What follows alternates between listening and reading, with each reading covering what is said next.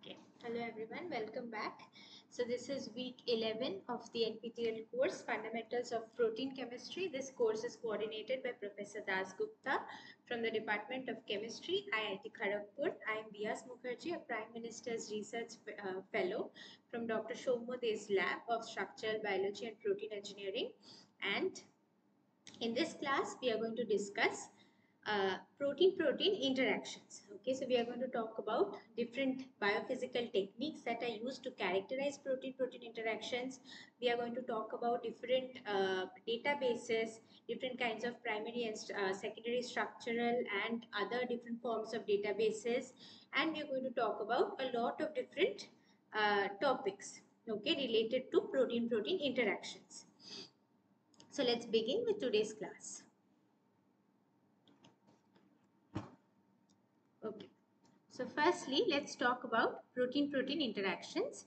So you can see in this figure that there are two proteins interacting, and that is how protein-protein interaction looks like. This is your binding interface where the two proteins are interacting with one another, and protein-protein interaction refers to the molecular interaction between two or more protein molecules to carry out biological processes such as cell signaling, immune response, enzyme activation and structural assembly. Now, protein-protein interactions can alter the kinetic properties of enzymes, which may lead to subtle changes in substrate binding or allosteric effects. Okay, there are different aspects in the body in which protein-protein interactions are very, very important. So, for example, allosteric interaction can be one of them. There can be interaction such as substrate binding. There can be molecular recognition between antigen and antibody, and therefore different kinds of examples you'll find.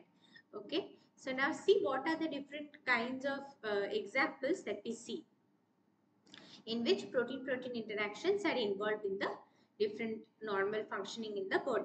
Okay, so protein-protein interactions can act as a general mechanism to allow for substrate channeling by moving a substrate between the domains or subunits. Protein-protein interactions can create a novel binding site for small effector molecules. These can also inactivate or suppress the activity of a protein. Okay, so protein regulation is one of the major applications of protein-protein interaction.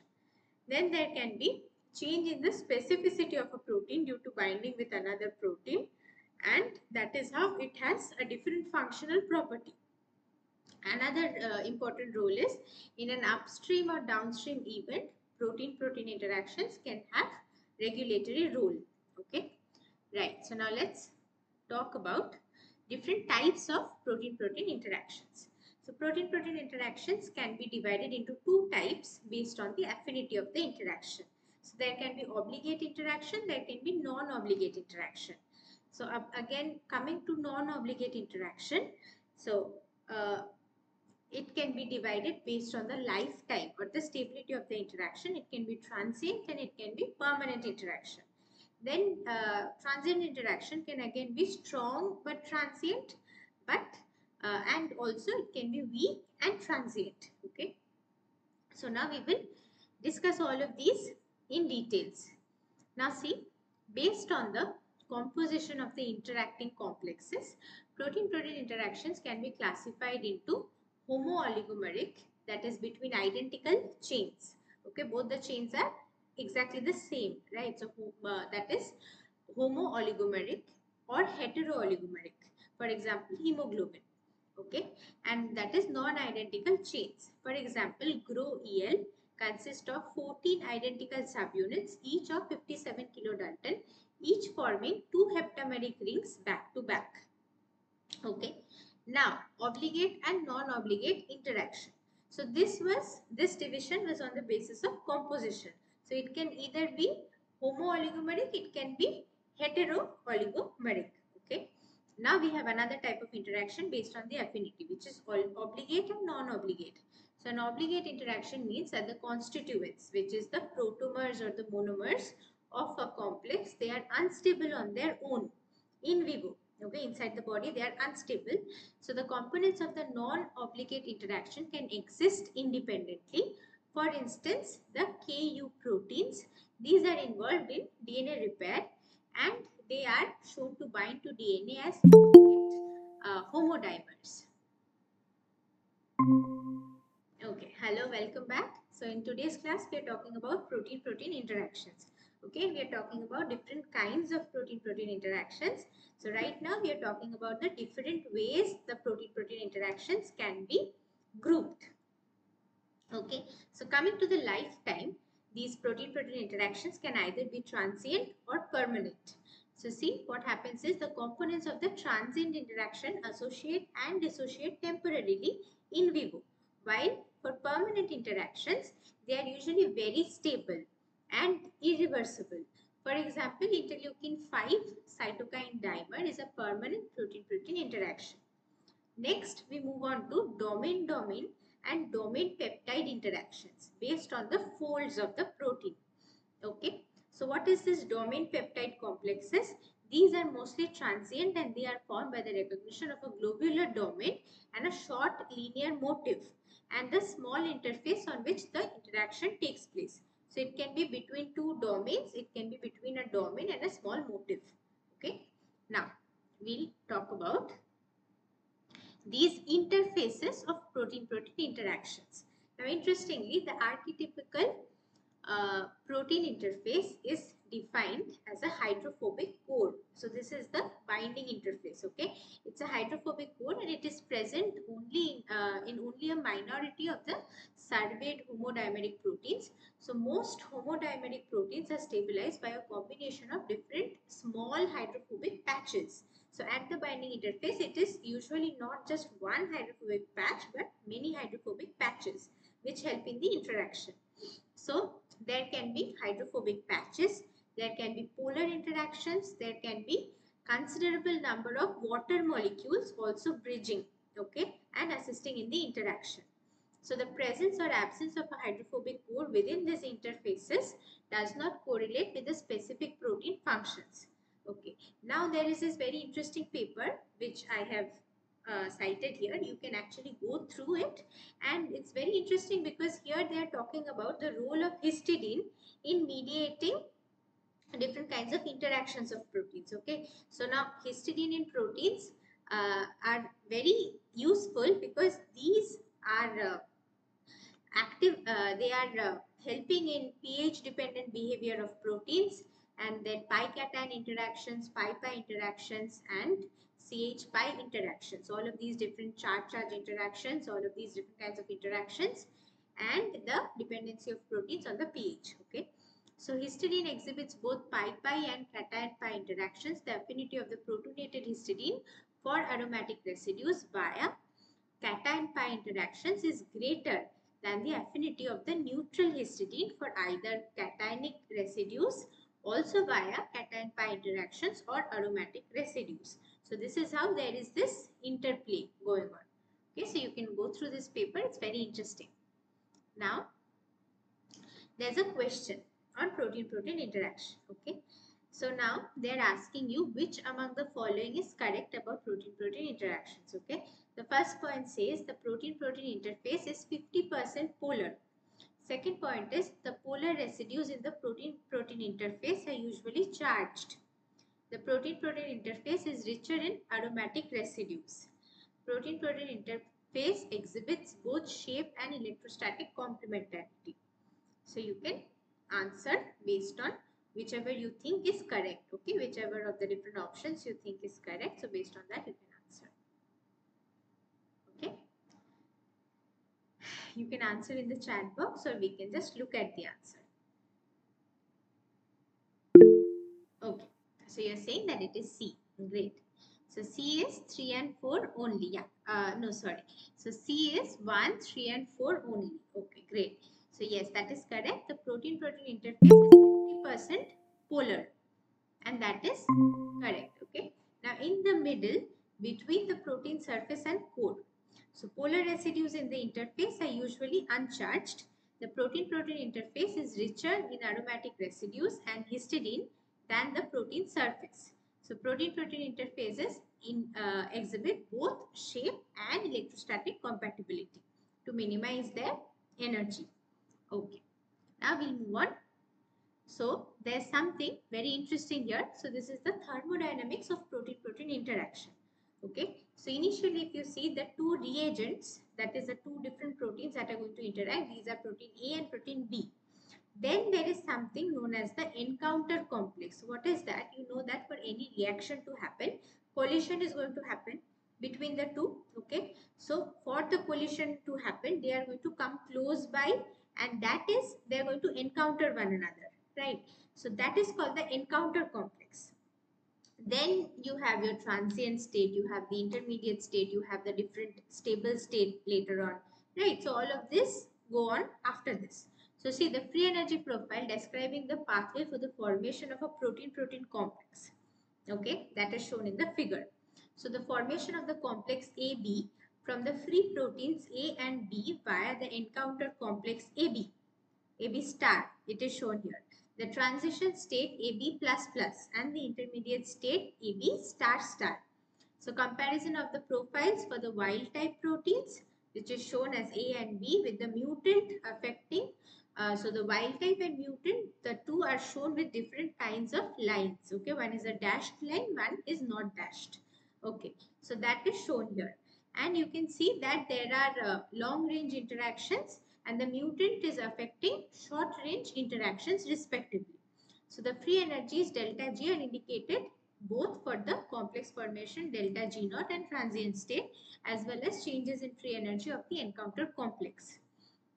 Now we'll look at the different methods to study protein-protein interactions. Now this is amongst the most important parts of this chapter. Okay, so there are different methods for studying protein-protein interactions. These can be divided into two types. One is qualitative method, which tells you whether this protein and protein are interacting or not. Just whether they are interacting or not, that can be found out using different qualitative methods. For example, immunoprecipitation, pull down assay, gel electrophoresis, gel filtration, chemical cross-linking, co-immunoprecipitation, FRET. There are also some more. I have added those in the PPT. Okay. For example, Western blot. So far Western blot is useful in detecting this protein-protein interaction. There is also differential scanning calorimetry. So we are going to talk about those as well. Okay, so DSC comes under your quantitative method. Okay, but Western blot, far Western blot is useful in just detecting whether that protein is interacting with another protein or not. Now we come to quantitative methods. These tell you how strong the interaction is. You can actually measure it. So these are the different techniques. For example, surface plasmon resonance. There can be your isothermal calorimetry. Then DSC is there. And then we have other different methods. So we are going to talk about some of them in today's class. And we had already talked about a few of them in the previous class, right? So now in today's class, we are going to talk about the new techniques. For example, DSC we had missed out in the previous class. We'll talk about DSC in this class. And right now we'll focus on far western blotting. Okay. So far western blot technique is very similar to western blot technique. In a western blot, you know that an antibody is used to detect the corresponding antigen on a membrane. While in classical far western blot analysis, a labeled or antibody detectable bait protein is used as a probe to detect the prey protein, which is the target protein on the membrane. Okay, so the sample, which is usually the cell lysate containing the unknown prey protein.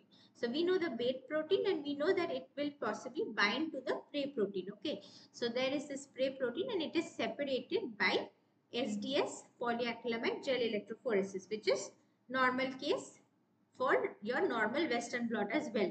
Okay, then it is transferred onto the PVDF membrane.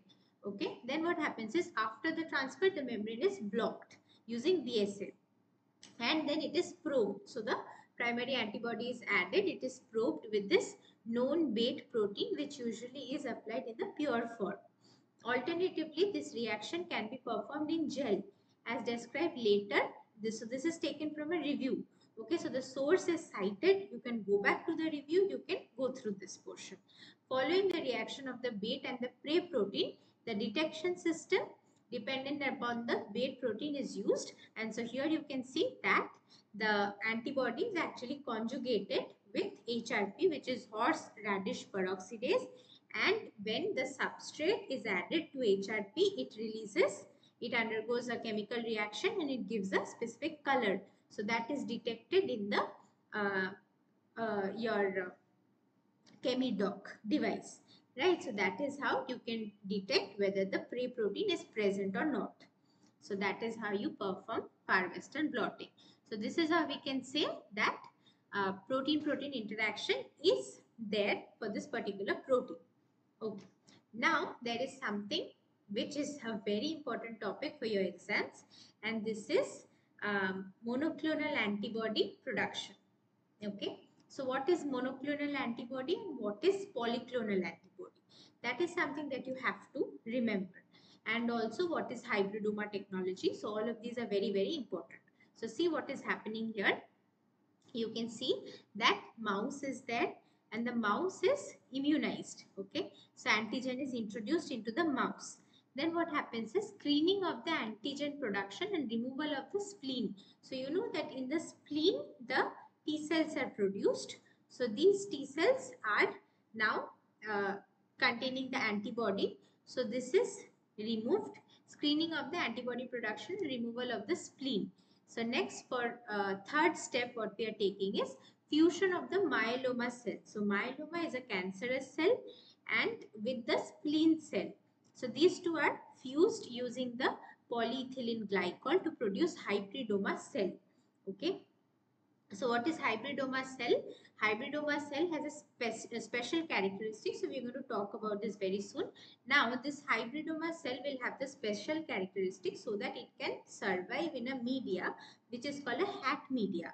Now this media is deficient of nutrients so that a specific enzyme cannot be produced by the normal spleen cells. So the normal spleen cells will die and the cancerous myeloma cell will also die, but only the hybridoma cell will survive. So see, unfused spleen cells and myeloma cells die, but the antibody producer fused hybridoma cell, these survive. So checking for hybridoma cell and subculturing is done, and then cloning of the hybridoma cell, and then it is once again introduced into the mouse and it is propagated. So that is how we get antibodies. Okay. So now that is how we get monoclonal antibody. So basically here what is happening? Your spleen cell, this is having this AGPRT immunoglobulin. But myeloma cell is lacking AGPRT. So what is that? We will look at this in details now. So see, monoclonal antibodies are monospecific antibodies. So that means this is an antibody which is going to bind to only one specific antigen. That is monospecific. Okay. And they are produced from the single clone of cells, one hybridoma. Okay. Now polyclonal antibodies, they are made from several different immune cells and they contain antibody of different specificities. So monoclonal antibodies have monovalent and affinity, that is in that they bind to the same type of epitope. So if what is your epitope? Epitope is there on the, it is what is an epitope and what is a paratope. So that is something that you should be able to distinguish. Okay. Now, wider application in biochemistry, molecular biology and medicine, diagnosis and treatment. So for this, monoclonal antibody is used. And monoclonal antibody is produced by the hybridoma technology that we discussed earlier. So monoclonal antibodies are widely used in diagnostic and research reagents. They are used in diagnostic kits such as ELISA immunofluorescence to diagnose various diseases. They are also useful for passive immunization, that is high titer of antimicrobial human monoclonal antibodies can give passive protection. Blood grouping. So anti-A monoclonal antibody provides a more reliable standard reagent than conventional anti-sera. Diagnosis in cancer. So these are the different applications of the monoclonal antibody. Okay. So diagnosis in cancer, monoclonal anti-T acute AML, ALL, sorry, allows differentiation from non-TALL. Okay, and imaging. So radioactive anti-carcinoembryonic antigen is used to localize the colonic tumors or secondary metastasis by scanning. So we have a question for you. Okay, so monoclonal antibodies act as modulators for targeting protein-protein interactions. They are used in which of the following? One is screening of the recombinants, treatment of many cancers, third is diagnostic kits.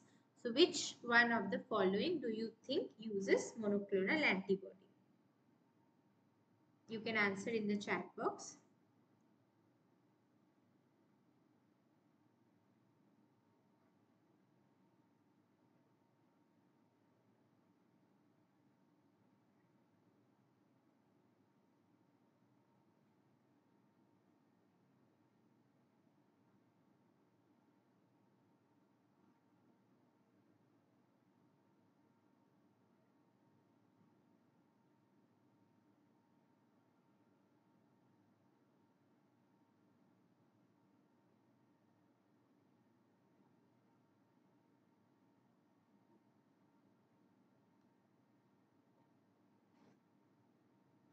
Okay, so we'll look at the right answer.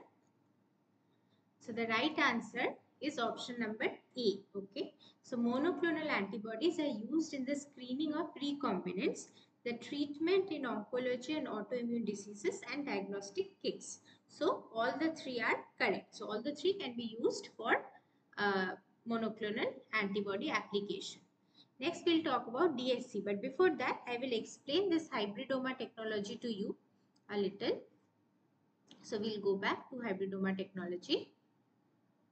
Okay, so as you can see here in hybridoma technology, basically what is happening.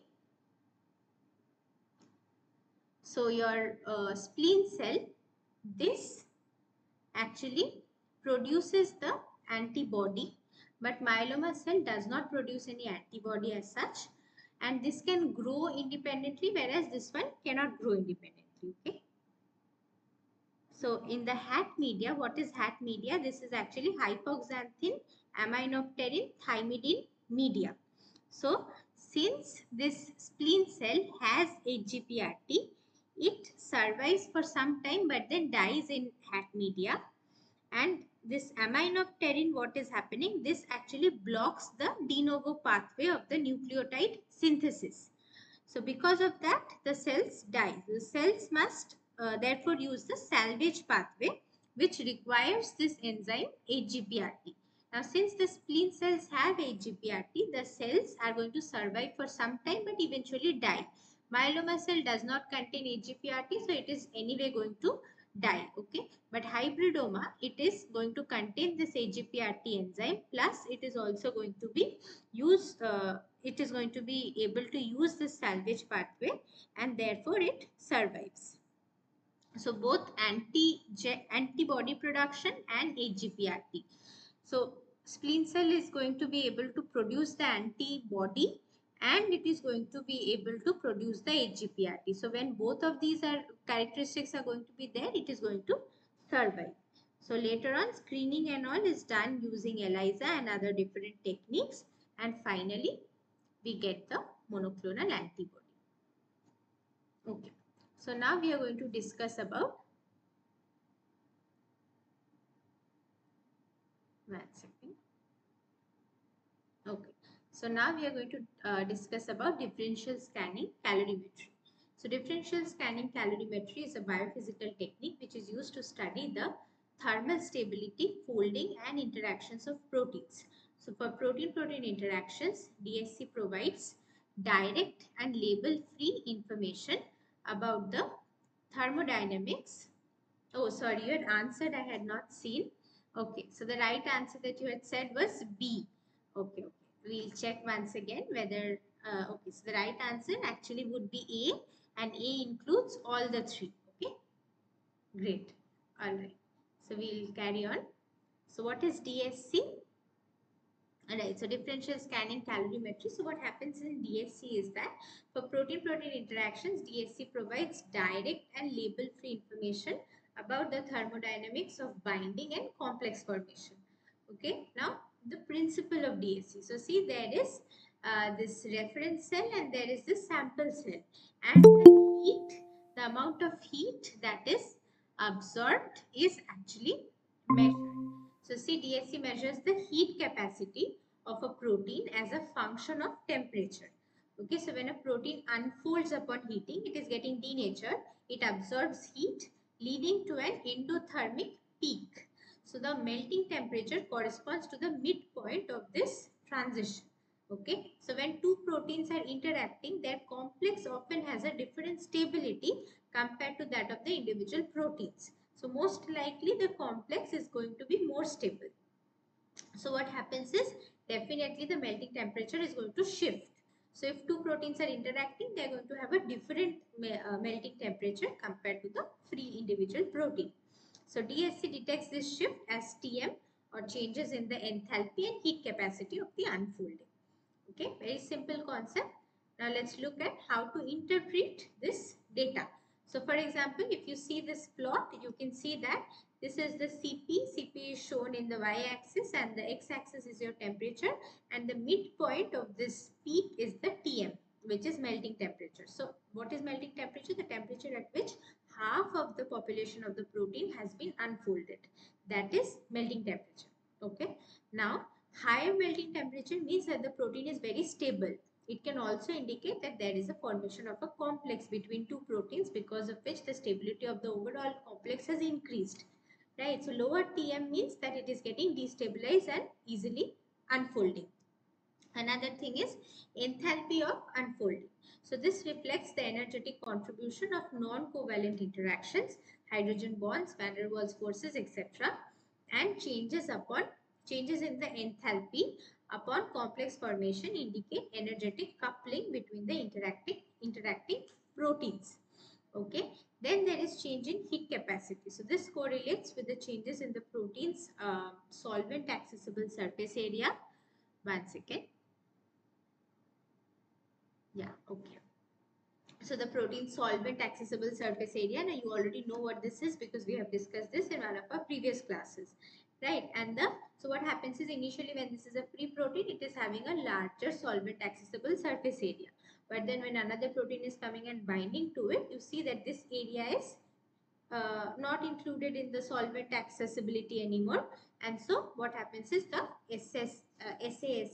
SASA changes. Okay. A negative change in heat capacity upon binding suggests burial of the hydrophobic surfaces and a hallmark of specific protein-protein interactions. Another thing is this gives absolute thermodynamic quantities and enables the estimation of binding strength and cooperativity when combined with concentration dependent scans. Okay, now what are the different applications? The applications is studying complex stability, enzyme inhibitor, antigen, antibody, etc. Comparing mutants or engineered proteins for altered binding strength and understanding the allosteric effect or cooperativity in multimeric assemblies. Complementing with other methods such as ITC, SPR and NMR, we can get a complete thermodynamic picture of a particular protein-protein interaction. Okay. Right. So now based on your understanding of this DFT and how it works and what data we can know from it, so you can try to answer this particular question. Okay. So what is the question all about? Let's see. So you have engineered a protein variant to improve its binding affinity towards a small molecule ligand. Now, differential scanning calorimetry experiments were performed on the wild type and mutant protein, both in the absence and presence of the ligand, and the following data were obtained. So, you can see that. So, there is wild type apoenzyme, wild type plus ligand, mutant plus ligand, and mutant apoenzyme. So, Tm is given and delta E, change in enthalpy, is given. Okay. Now, which of the following interpretation is most accurate based on the DSC result? So, you can see that the Tm has increased, okay, and delta H values, you can see that these have also increased, okay. So, the mutant protein is less stable and shows weaker ligand binding compared to the wild type. Okay, the mutant protein is intrinsically more stable and shows enhanced stabilization upon ligand binding, indicating a strong interaction. So the mutant protein has lower stability but binds to the ligand with higher enthalpy due to unfolding artifacts, and ligand binding does not significantly alter the stability of either the wild or the mutant. So which one do you think is correct based on whatever we have understood until now and based on whatever they have given? Okay, the chart that we have given. Okay, so you can answer in the chat box. It's a simple question, but you need to understand whatever. Okay, so you are saying that it is B, correct. That is great. Yes, it is B.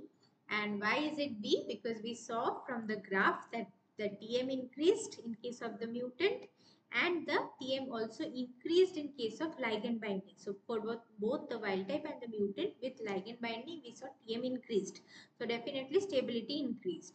Another thing is that the enthalpy also increased. So that tells us that it's a strong interaction, exothermic reaction is happening. So the mutant shows a higher Tm in both apo and ligand bind forms, indicating greater intrinsic stability, and larger Tm for the mutant versus that of the wild type. Increased delta H upon ligand binding indicates that the engineered variant forms a stronger and more stabilizing interaction with the ligand, suggesting successful engineering of the enhanced binding affinity. Okay, right. So now we will look at some of the very common protein-protein interactions that happen in our body. Okay, so one of them is SRC. So what happens in an SRCC?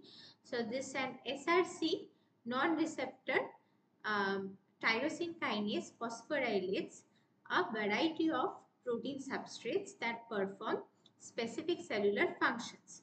So activity of SRC is regulated by a variety of stimuli, and the SRC protein is subjected to several types of post-translational modifications, including lipidation, phosphorylation, acetylation, ubiquitinylation, sumoylation, and oxidation. What is sumoylation? Sumo is a very small protein that gets added. Okay, so that is sumoylation. Okay, so in particular, this particular mutant has been known to be an active form, while this particular SRC is an inactive form through autoinhibition by binding to this SRC SH2 domain. So it is shown in the figure. You can see that at the SH2 residue at this particular tyrosine, a phosphoryl group is getting added. Okay, so SRC also plays specific roles in specific compartments of the cell, such as localization in membrane, cytosol, mitochondria, nucleus, etc.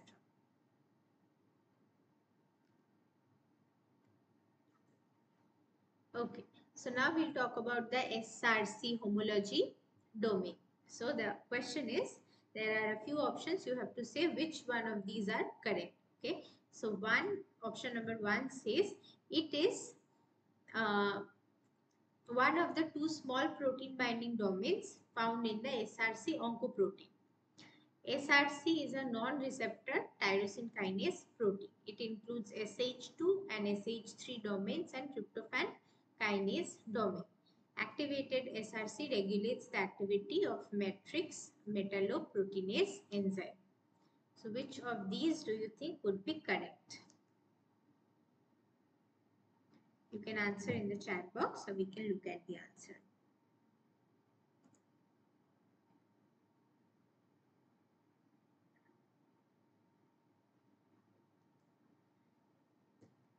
Okay, so let's look at the right answer.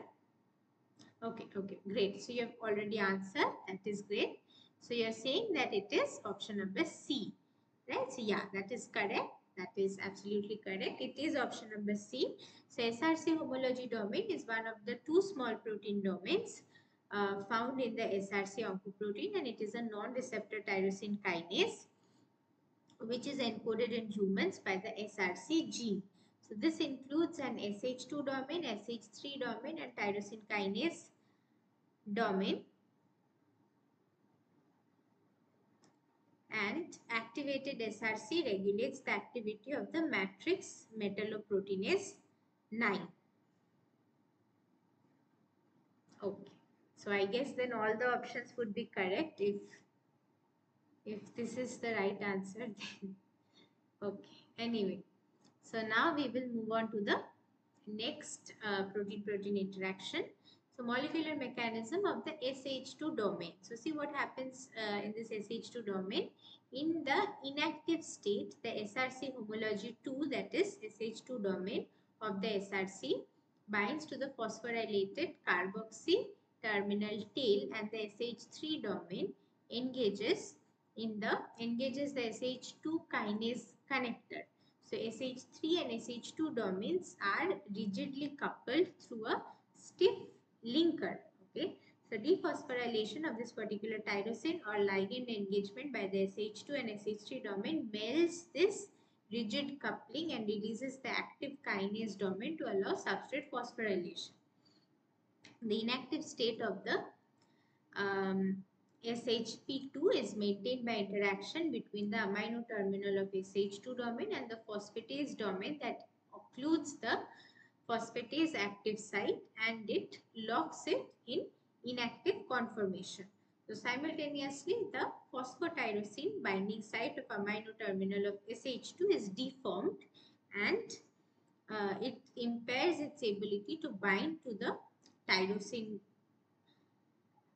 phosphorylated ligand. So engagement of the carboxy terminal SH2 domain by one member of a tandem phosphotyrosine motif is sufficient to allow binding of the other phosphotyrosine motif to amino terminal SH2, which disrupts the association of the amino terminal SH2 with the phosphatase domain. The release and catalytically competent phosphatase to dephosphorylate its substrate. Okay. Right. So now we will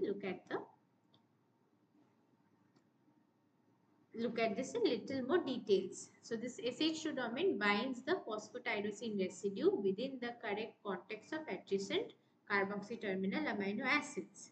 SH2 domain contains a 7-stranded beta meander structure, and it binds with other peptide ligands that lie perpendicular to the central beta sheet. So SH2 domain couple receptor tyrosine kinase to downstream signaling pathways and participate in the regulation of cytosolic tyrosine kinase and phosphatases.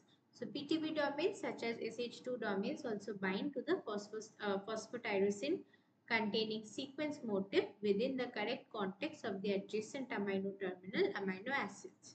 Some PTB domains bind to their ligands in phospho-independent manner, and the PTB domains consist of a 7-stranded beta sandwich with the bound peptide ligand, often forming an extra antiparallel beta strand. Okay. Now this PTB domain contains proteins commonly functioning as scaffolds and adapter proteins downstream for membrane receptors. And also molecular defects in this SH2 and PTB domains impair ligand binding associated with human diseases. So hopefully you've understood this. Now you can see how this looks like. Okay, so this is how the SH2 domain looks like. This is how the PTB domain looks like. And now the interesting part is now we are looking at all of these different post-translational modifications, right? So now what is the use of this post-translational modification? Now there are enzymes which are called writers. So they add these post-translational modifications on, let's say, other proteins or DNA. Okay, these are called writers. The next one is there are readers which come and identify these post-translational modification. So they have this shape exactly complementary to specific post-translational modification. They will come and bind and they will recognize. So these are the readers. The next are erasers. So what are erasers doing? They are coming and removing the post-translational modifications. Okay, so you can see that this tyrosine kinase is actually a writer. It is coming and adding this phosphate modification, and the reader is actually the SH2 group. Okay, SH2 domain. So SH2 domain is coming and binding to this phosphate, and it is performing a lot of different downstream signaling. So it is allowing all these different downstream signaling. And which is the eraser? Eraser is actually your PTP, which is phosphotyrosine phosphatase. This is the eraser. So this is removing away this phosphate group. Okay, so that is how this functions. Right. So now we come to a question on phosphotyrosine binding domains or PTB domains. Now, which of these do you think is wrong about this? Okay, so it interacts with sequences containing the phosphotyrosine group. The insulin receptor substrate contains these domains, and it is situated towards the C terminus. It has a compact 7-stranded beta sandwich structure capped by N-terminal helix. So which of these do you think is correct and which of these do you think are wrong? You can answer in the chat box.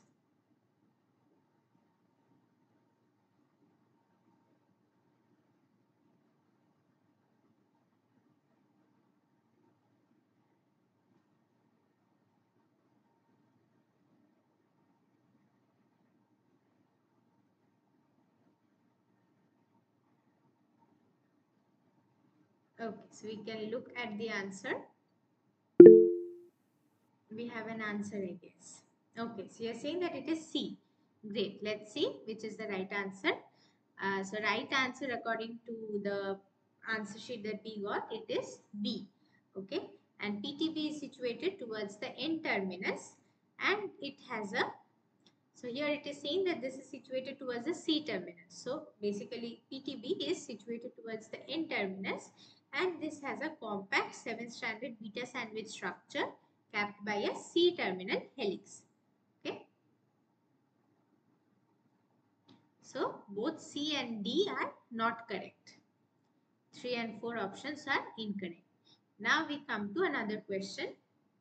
So you've been asked to identify these different structures. Okay. Which one of them do you think is a double zinc finger, which is a beta sandwich, and which is a double hairpin structure? Okay. So you have to identify that.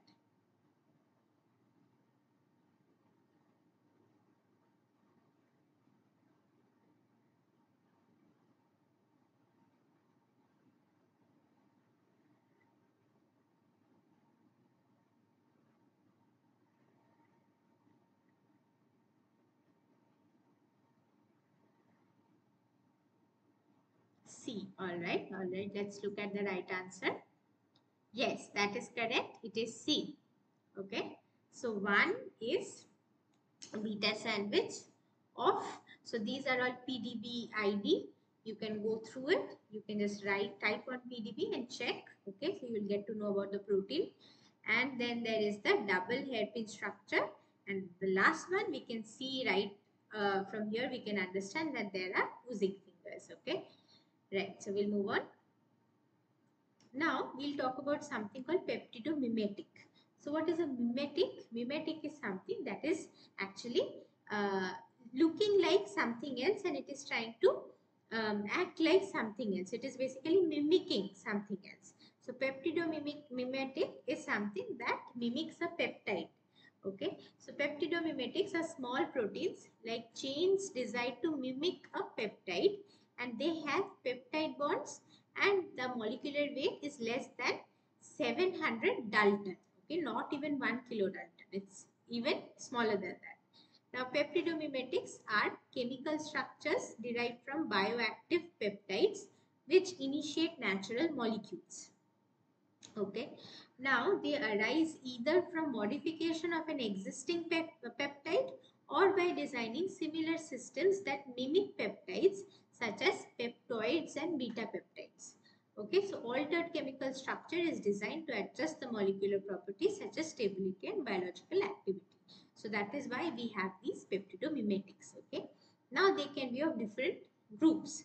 So it can have this based on the peptide character. They can be class A or B. So class A are modified peptides, naturally occurring peptide. You modify them, you get this class A peptidomimetic. Class B is modified peptides and peptidic foldamers. Then we have small molecules. So small molecules class C include mimetics, including the foldamers, and class D we have mechanistic mimetics. Okay. Now, the design of peptidomimetics involves strategic modification to the peptide backbone, incorporation of non-natural amino acids, or the cyclization of linear peptides. Okay, so these alterations are intended to enhance the molecule's stability, optimize its conformation, and improve its interaction with the biological targets. So based on their structural and functional characteristics, the peptidomimetics can be classified into 4 classes. So class A that we already saw in the previous figure. So modified peptides primarily made up of proteogenic amino acids closely resembling natural peptide binding epitopes. Now class B is peptides featuring a significant number of non-natural amino acids or substantial backbone modifications designed to mimic a specific peptide conformation. So class C, small molecules with scaffold engineered to project groups analogous to bioactive conformation of a peptide. Class D is molecules that do not directly replicate the side chains or conformation of the peptide but instead mimic its mode of action. Okay, these are the different groups that you have. So now we'll talk a little more about the structural modifications and different other modifications of the peptidomimetic. So coming to structural modifications, their backbones can be modified. So changing the peptide backbone to resist proteolytic degradation, that is incorporation of non-natural amino acid, because you know that these proteases and peptidases, they come and cleave at specific uh, amino acids. Okay, they will recognize the sequence of the amino acid and they will come and cleave. So now if there is a non-natural amino acid, it will not be able to identify the definite sequence. It will not be able to cleave it. Okay, right. So the next one is side chain modifications. What is that? Substituting natural amino acid with synthetic analogs to improve the target specificity and binding affinity. Okay. The next one is cyclization. So cyclizing peptides to increase their rigidity, improve the binding and prevent degradation. These are the different ways of doing it. Okay. Now stapling. So stapled peptides are a specific form of peptidomimetic where a hydrocarbon bridge is introduced to stabilize an alpha helix, enhancing the stability and target affinity. Okay. So now this is how hydrocarbon stapling is done. So side chain stapling is perfect. Now you have a question on peptidomimetic. So peptidomimetics are used for, one is identification of a tight binding potential peptide sequence, modification of the peptide to enhance the stability, uptake and delivery, development of drug-like compounds from existing peptides. So, which of these are potential application of peptidomimetic? Simple question, you can try to answer. Okay, in the chat box. Okay, I'm waiting for your answer.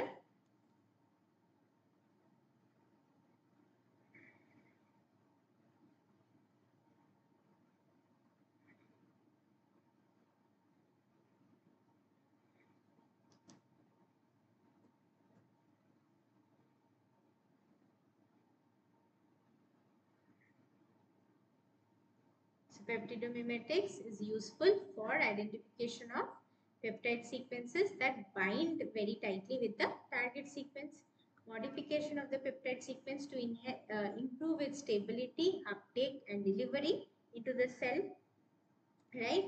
And also development of drug-like compounds from the existing peptides.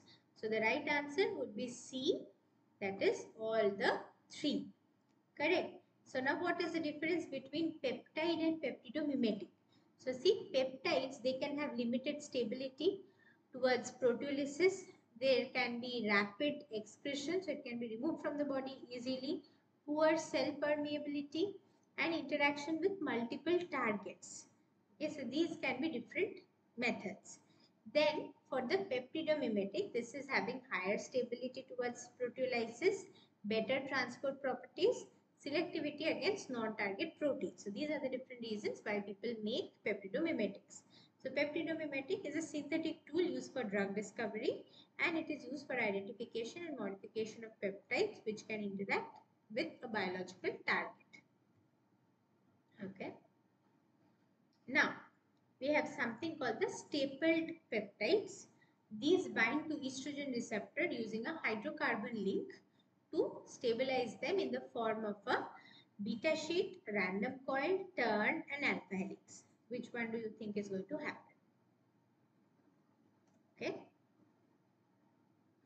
Based on the figure that we saw, the right answer is D. Okay. So peptidomimetic peptide inhibitors use hydrocarbon link. So staple, remember it is usually hydrophobic staple.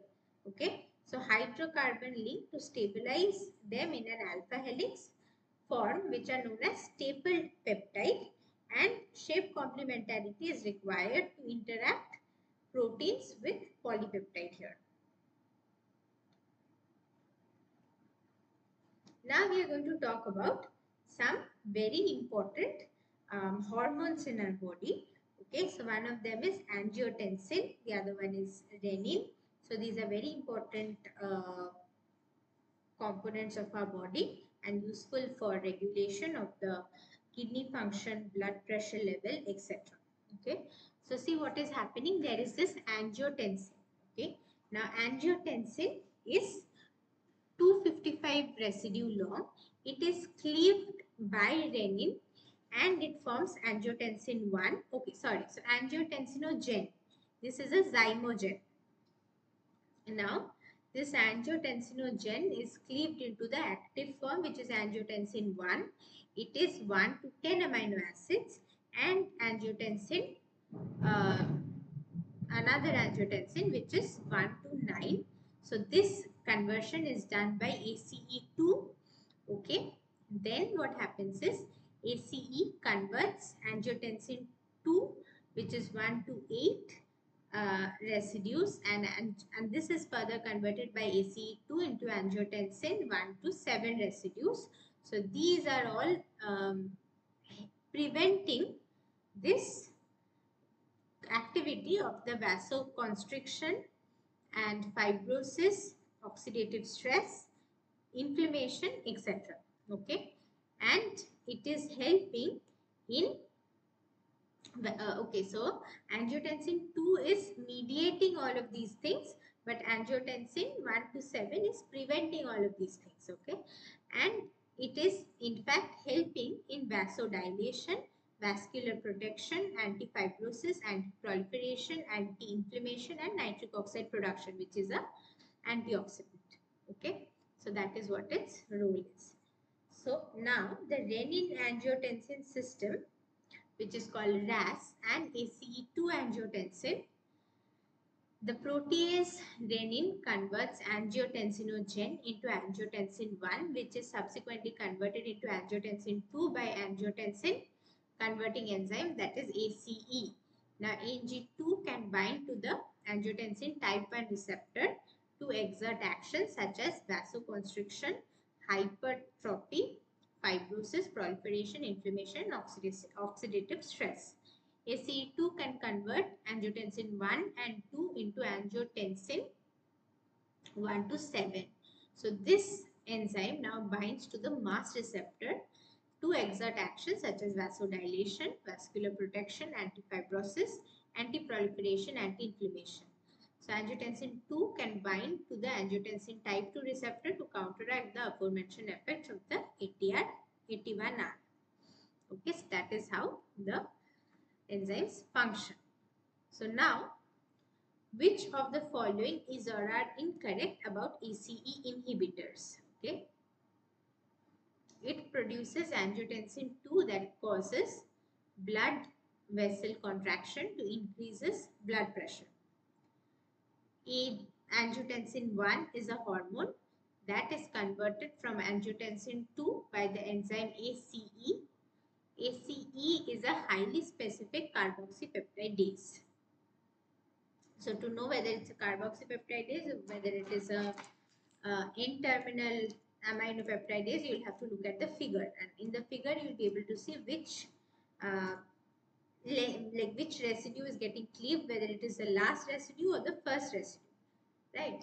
So which one do you think is incorrect about ACE inhibitors?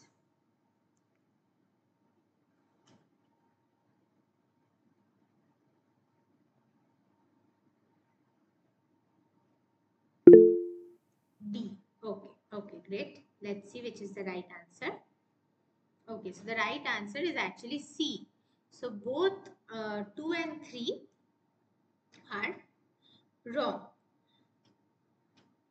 Okay, so see, angiotensin 2 is a hormone that is converted from angiotensin 1 by the enzyme ACE. The last two residues of angiotensin 1 are cut off by ACE, producing angiotensin 2. And ACE is a low specificity carboxypeptidase. Okay, so that is where the problem is. Okay, so we'll move on to another question, which is identify the protein from the following features. Okay, it belongs to a large family of molecular chaperones.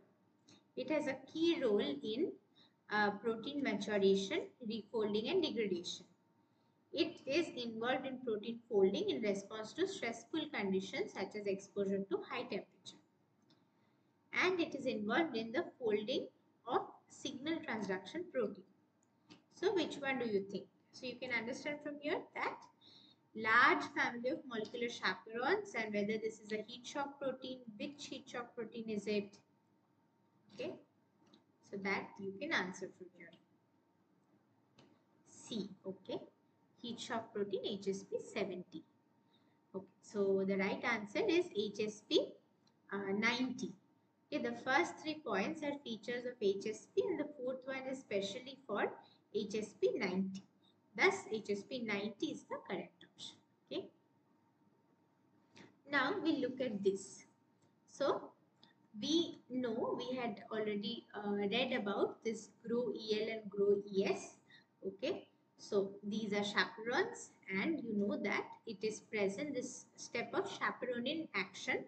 How does the chaperonin act? So it is having this kind of a cylinder, and there is a cap on the cylinder. The cap closes when the protein gets in, and after the activity is done, the cap opens and the protein goes away. So the cap is your GroES, and the GroEL is actually the cis ring, and then after that there comes a trans ring. So substrate bound and encapsulated substrate. Okay, so this is how it functions. Now identify the class of protein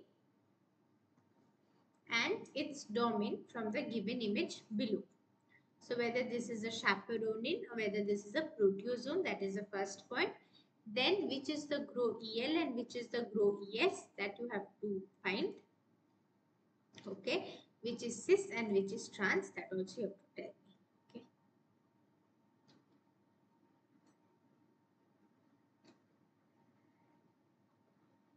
Try to answer.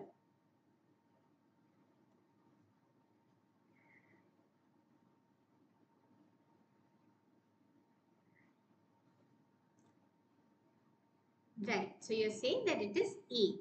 Okay, great. Let's look at the right answer. Yeah, that is correct. It is A. Okay, so this protein belongs to the chaperonin class of chaperone proteins, and the upper part is GroES, middle part is GroEL cis, and then comes GroEL trans.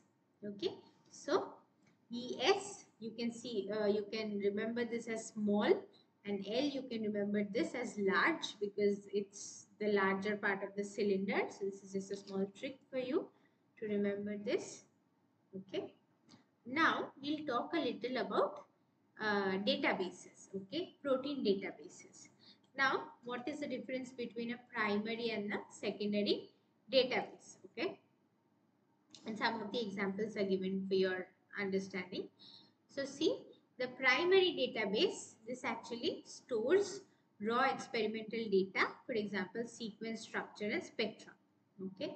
Secondary database is useful for analyzation, interpretation and integration of data from the primary databases.